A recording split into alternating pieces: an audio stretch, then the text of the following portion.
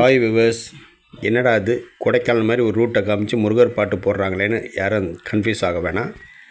ஆக்சுவலாக தை பிறந்த உடனே எங்களுக்கு வழி பிறந்த மாதிரி முருகர் சாங் ஒன்று எடுக்கிறதுக்காக ஷூட்டிங் போயிட்டுருக்கோம். நாங்கள் போகும்போது எதெல்லாம் பார்த்து சந்தோஷப்பட்டோமோ அதை உங்களுக்கும் காட்சிப்படுத்தணும்னு ஆசைப்பட்டோம்.